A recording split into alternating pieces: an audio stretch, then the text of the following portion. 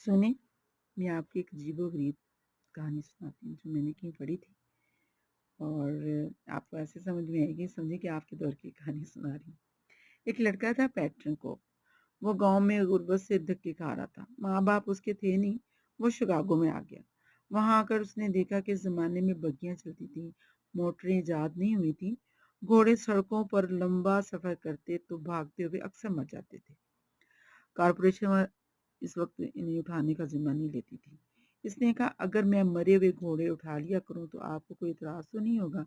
लोगों ने कहा, हम इसके लिए आपके बड़े शुक्रगुजार होंगे। चुनाचे उसने एक हाथ गाड़ी बना ली और दिन भर घूमता, जहां उसे मुर्दा घोड़ा नजर आता था वो उसको हाथ गाड़ी में डाल लेता और श्रेष्ठ फैक्ट्री में, जहां घोड़ों के दूध और हड्डियों से गूदा निकालकर श्रेष्ठ बनाते, में जाकर महंगे दामों बेच देता। इसका खर्चा कुछ ना होता होता था।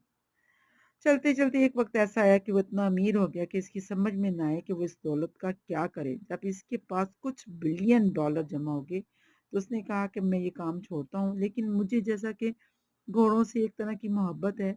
इसने एक आला दर्जे का घोड़ों का फार्म बनाया।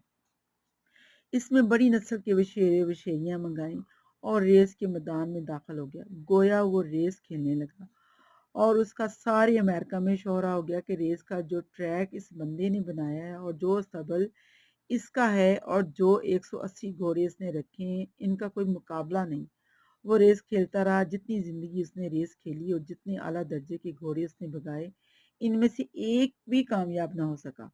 गो के घोड़े आला नस्ल के थे और बहुत अच्छा भागते थे, लेकिन वो हर दौड़ में हार जाता था, हारता चला जाता गया। फिर उसने बैंक से कर्जा लिया, उसने घाटे पूरे किए, लेकिन उसका बुरा हाल हो गया। वो ऐशो इशरत की जिंदगी का आदी हो गया था। अब इसके लिए जिंदा रहना मुश्किल हो गया था। वो फिर इन्हीं सड़कों पर घूमने लगा जहां उसने अपना आगाज किया था। वो मरे हुए घोड़ों से अरबपति हो गया और जिंदा घोड़ों